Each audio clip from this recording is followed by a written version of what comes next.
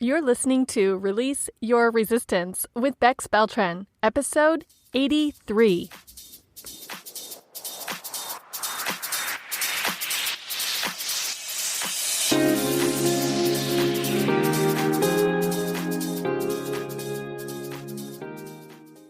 Welcome to Release Your Resistance. This is Bex.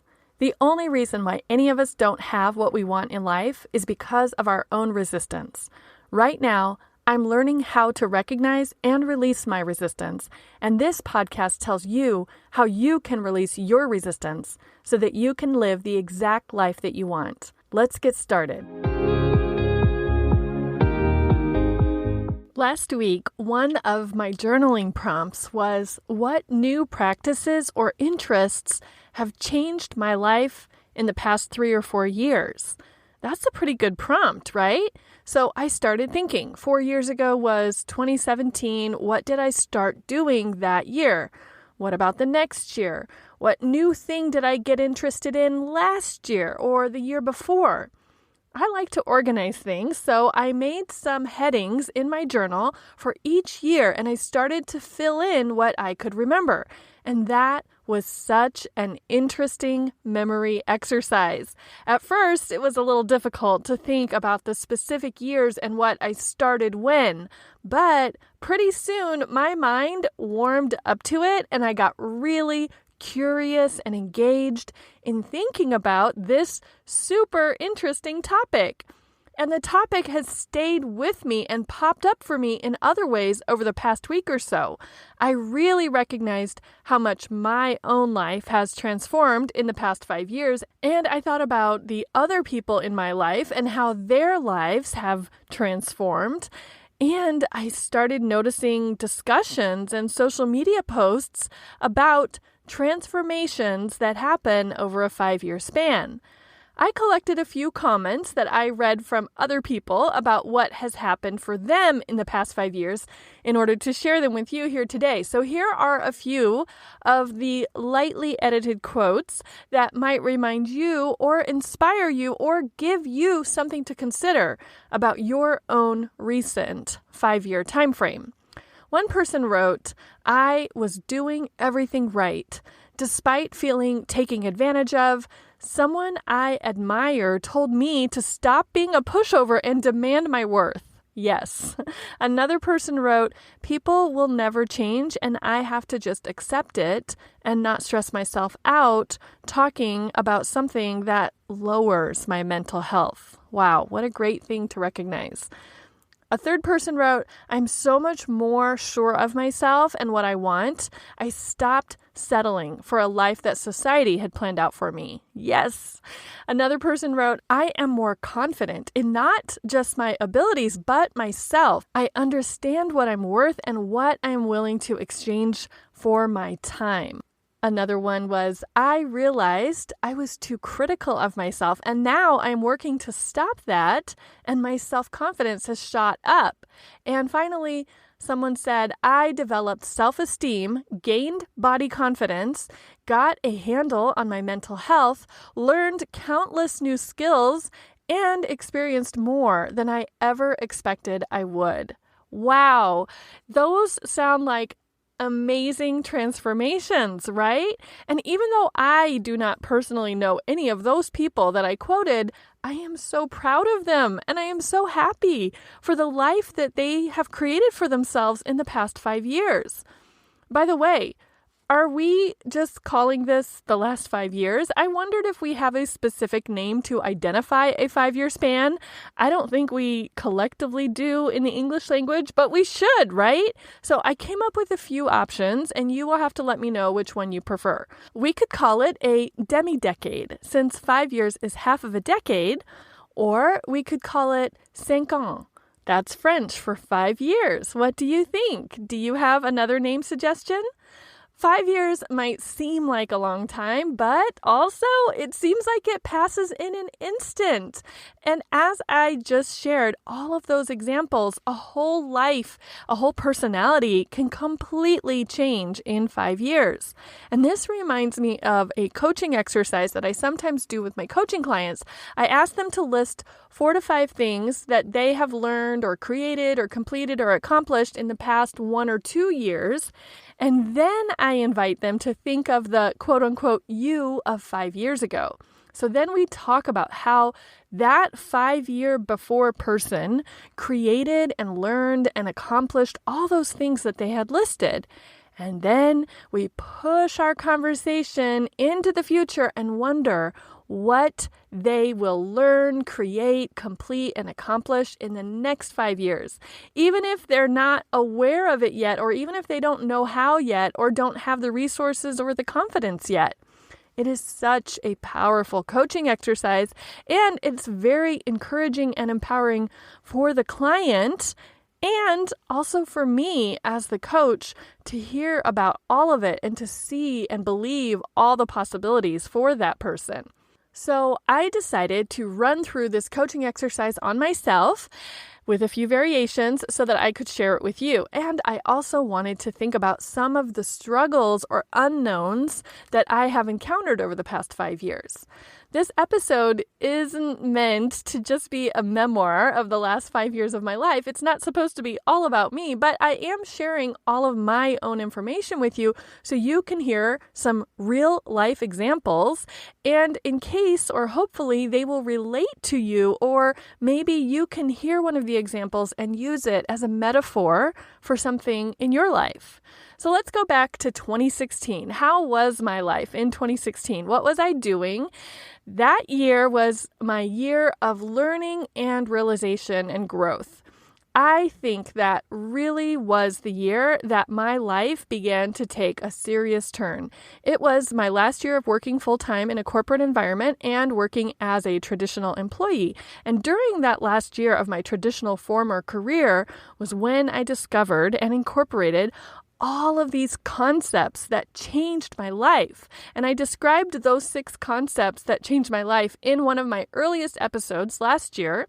All of those practices and ideas and habits came to me right around the same time during 2016. So I will link that episode in the show notes so that you can go and hear what those 6 concepts are. You can just go to bexby.org/demidecade. That's DEMI, no space, no dash, DECADE. So DEMIDECADE, demidecade, to listen or to read. I didn't know at that time what all of those changes would mean for me in the future. What I did know was that I had learned how to lose weight. I had taught myself a new skill. Basically, I had learned about the power of managing my mind. I started to get a glimpse of my own intuition. I started to consider that I could design the life that I wanted instead of living by default. And I realized how abundant my life was. I learned about the brilliance of decluttering and minimalism, and all of those things just really put me in a position to change everything the next year, starting in 2017. By the end of 2016, I think I knew that my corporate career was coming to a close and that I would be on the lookout for my next thing, whatever that next thing was. At the time, I had no idea. I thought that maybe it would have something to do with tarot, and because I loved learning about business and entrepreneurship, I thought maybe I would be doing my own business. I started my quick entry journal sometime in 2016 or 2017. Isn't that crazy to think that I was not journaling daily back then? And I started taking daily pictures of myself in that time frame because I wanted to be able to see my own visual transformation.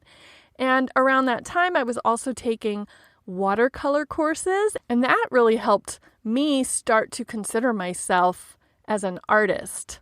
I guess my struggle that year, even though 2016 was such a great year for me, and I had so much learning, so much positive transformation, The struggle was that I really was unhappy in my work situation and I wanted something else, but I was afraid of voluntarily giving up my security and comfort and the familiar in order to step into the unknown. Starting in 2017, I was working at a few contract positions and I was still in the mode of trying to figure out who I was and what I wanted and what I was going to do. I went to a life coach school event and I met other people who were completely immersed in self-coaching and on their way to becoming coaches. And that was the year that I really solidified my intentional Zumba routine. And I knew that I intended to go to a Zumba class somewhere every single morning. I think that was also the year that I decided to do something new each week because I was trying to expand my horizons. So I would comb through event calendars and meetup boards and look for announcements of new things that I could go and do and try. And that led me to volunteering at the library for 6 months, and it got me involved in a few active meetup groups. It seems minor now, but 2017 was also the year that I switched from being a PC user to a Mac user, with a Mac as my desktop and then a MacBook as my laptop. And it is so interesting now when I help other people on their computers who are using a PC. It's so foreign to me. But that was just 5 years ago that I made that switch. My struggle in 2017 was feeling a little lost and purposeless, since in the 20 plus years prior to that, I had always tied my identity to my work. And that wasn't really accurate for me in 2017. I was also so afraid of being bored and wasting time, so I ended up committing myself to some things that I didn't really want to do, and then eventually I felt like I had to extricate myself from those things. 2018 was the year that I really started journaling daily. I made it a very conscious and intentional practice to journal every day, and I made specific time in my schedule to have my morning routine. Also in 2018, I started getting regular weekly coaching. Actually, that might have started in 2017, but I specifically remember working weekly with a coach in 2018 to really examine my own thoughts and my own beliefs and make my intentional choices about what I wanted to continue to think. I had already been doing self-coaching on my own, but not in a formal way and not with the help of a certified and trained coach. 2018 was when I really learned about the idea of alignment and attracting what I want for myself. That was new for me and pretty transformational, and it really got me on the bandwagon of thinking about abundance and attraction. 2018 was also when I really started to trust my intuition, not just to do a tarot reading, but I learned to ask my own inner wisdom, not images printed on cardboard, to really give me guidance with my life. And I specifically remember I had decided in 2018 that I was ready to go back to a W-2 job instead of these shorter contract jobs I had been doing. And I really looked for the perfect fit for myself, and I had specific criteria. I only wanted these specific conditions. If the job didn't meet my list, then I didn't want that job. And I found the almost perfect job. It was just so right up my alley, but my intuition told me it was a no. And I was very confused by that. I didn't like actually hearing no because I was so happy to think that my search was over and that I had found my little part-time job that was going to help me overcome some of the things that I thought a part-time job would help me with. But anyhow, my intuition said no. Thankfully, I listened to that no, and I did not take that job. And I unfortunately had to, but now I see why, accept the idea that I would never know why that job was a no, why it wasn't a fit for me. It was disappointing, but I did accept it. And a few months later, I ended up getting the explanation, much sooner than I thought. I found a working environment that was exactly what I wanted. I like to tell people that I manifested the perfect job and coworkers for myself. It literally had everything on my list and gave me so many experiences that I had been curious about or that I had wanted to try that I didn't even think to put on the list because it just seemed so far out there. So many positives came from that experience, and I am just so grateful that I did decline the almost perfect job in order to get the even more perfect job. And the biggest struggle for me in 2018 was what led me to that perfect job. I realized I did not like what I was doing and what I had committed myself to out of fear in 2017. So I decided to pull back from everything. I told myself that I was taking a break to make space for quote unquote, it to come to me. I didn't know what it was, but I wanted to be ready for it. So I cleared everything off of my schedule. And in March of 2018, I was open and ready, and it did not magically appear. So that is why I made that perfect job list and started looking. And now as I look back, I can see I was pretty impatient. I just expected myself to get what I wanted within a month of clearing my schedule. But everything also unfolded exactly as it was supposed to.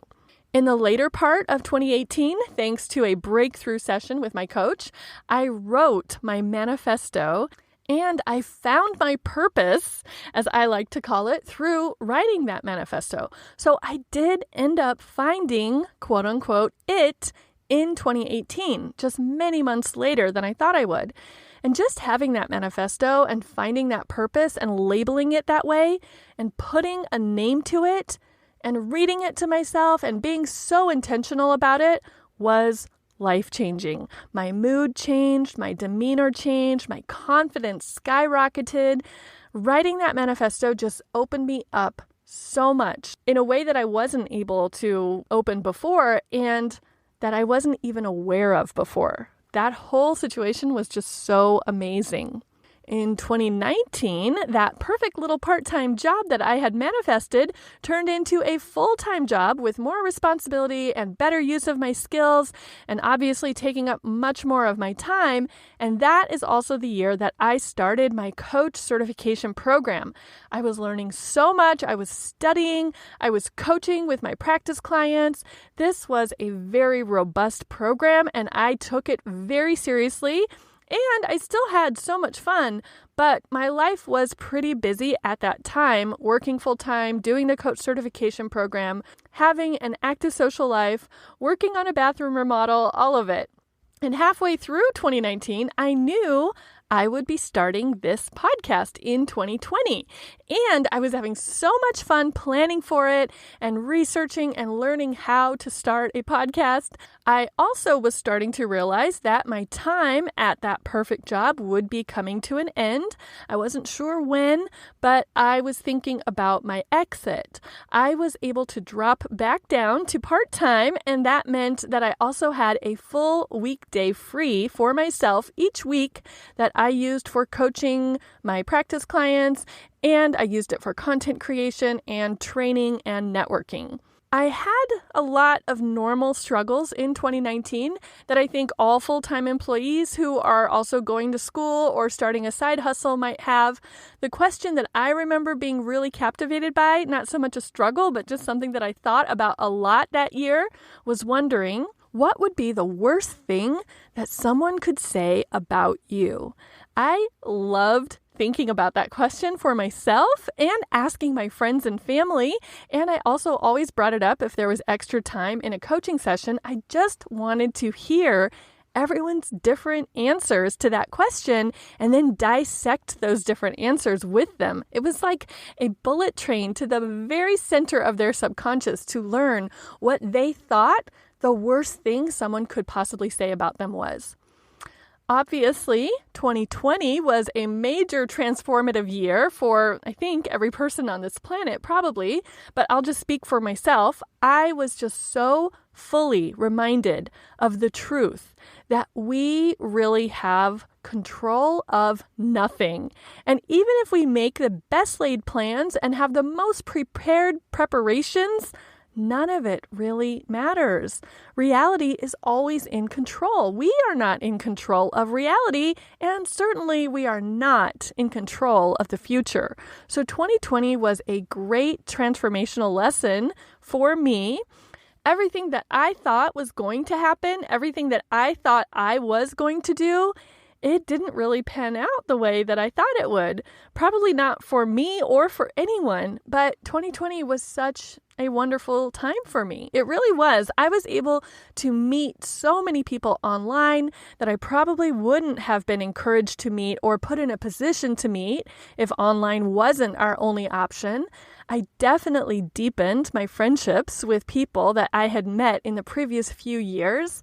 2020 was also the year that we decided to move, so that was a huge transformation. We moved out of a house that we had been living in for 13 years. We renovated a house that my husband had had from before we were married, and we moved into that house prior to the renovation being complete, and I have shared a lot about that process on this podcast. My 2020 struggles were so minor compared to so many other people, and I do recognize how lucky I was and still am. I would say one of the biggest lessons that I personally learned in 2020 because of all the unexpected changes was to create what I want for myself. When I couldn't go to Zumba anymore, I figured out how to get what I wanted for myself. When I realized I wouldn't be able to host classes and workshops, I started meetups and Facebook groups to meet new people and hosted everything online instead of in person. So what am I doing and thinking and expecting here now in 2021? Well, thanks to 2020, I have learned not to expect anything. I am really trying not to expect or plan for anything or to guarantee myself that things will happen a certain way. I am trying to be very, very open. And if you've been following me, you know that 2021 is the year that I found surrender. That has been my pet passion and project, and learning and studying about it this year. And if you would have told me back in 2016 that 5 years from now I would be diving deep into the subject of surrender, I would have been very surprised and maybe also confused. And especially if you would have told me that 4 years out I would have been diving into the subject of resistance, I would have also been surprised and confused. It is interesting to think that these topics have come into my awareness and made such an impact and been such an important part of my life over the last 2 years, first with resistance and now with surrender, and I don't even think I had heard the phrases or given any thought to those concepts 5 years ago. And now that I am in 2021 and have been self-employed for over a year and almost a year and a half now, and my current outlook is something that I would not have expected. The most interesting thing to me that I struggle with now is work-life balance. And I struggle with it now like I never did before. I never struggled with work-life balance when I was working for someone else. But now that I'm working for myself, I find myself working a lot more than I want to or need to. And when I'm not working, I find myself thinking that I should be working and that I shouldn't be relaxing. And then I feel guilty for not enjoying my relaxing time. So this struggle with work-life balance has been a big surprise that has really come to light for me in 2021. What else about my life now would the 5-year-ago version of me not even imagine? That struggle with the work-life balance, obviously, my fascination with surrender and resistance. The 5-year-ago me probably would have been surprised that I am doing this podcast because I was into listening to podcasts in 2016 and 2017 and all the time in between. So a podcast makes a lot of sense. The coaching makes a lot of sense too, because 5 years ago, I was just being introduced to it and trying coaching out for myself. I would never have guessed 5 years ago, 3 years ago, 1 year ago, or even 6 months ago that I would be designing and selling notebooks. That has been a really fun and creative departure from what I thought I would be doing. So what about 5 years from now? What about the future? The 2026 Bex? What is she going to think about what I am doing right now, what I am experiencing? By then, I will have known about surrender and resistance for 5 or 6 years. It will probably be old school to me by then. I will have experienced whatever the arc is of this notebook creation track that I am on. Maybe my notebook shop will only have lasted 6 months. Maybe I'll be creating something else by then. Maybe I'll be creating apps for new technologies, or who knows what. It's just so interesting to think about what the future might hold, what might be available, what technology that we'll have access to that we cannot even imagine right now. How fun and interesting to think about. Now that I've recapped my last 5 years, what do you think? As with all of my other topics that I've shared with you, I am so curious about your reaction and your thoughts about all of this. Do you have any resistance to going backwards 5 years and itemizing what you have learned, what you have experimented with, and what your struggles were? Can you see how your results today were grounded in things you realized or tried out or thought about 5 or 3 years ago, or even just 6 months ago? And I am so interested in this topic that I decided to dig into other people's most recent 5-year experiences too, to see if my theory that our entire lives can transform in a demi-decade or a 5 ans. I think I like demi-decade. Anyhow, I'm curious if it holds true for other people too. So next week, I will be interviewing a friend of mine who has had a pretty life-changing few years recently too, and we will look for some commonalities and differences to see what we learn. Let me know what you think about demi-decades or 5 ans or 5 years. Let me know what transformations you have been through or what resistance you have overcome. I want to hear all about it. Leave me a comment in the show notes at bexby.org/demi-decade, DEMIDECADE, or shoot me an email at hi@bexby.org. Thank you so much for listening. I can't wait to share my interview with you next week, and I will talk to you then. Bye-bye.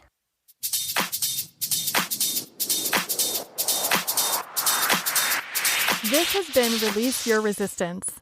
Thank you for listening. If you like this podcast, make sure you're subscribed and leave a review on Apple Podcasts. Also, think about someone who you know who would love this episode and share it with them. There should be a share button on your app if you're listening to this on your phone. If you'd like to continue this conversation one-on-one or in real time, come visit me on my site at bexby.org to see how we can work together.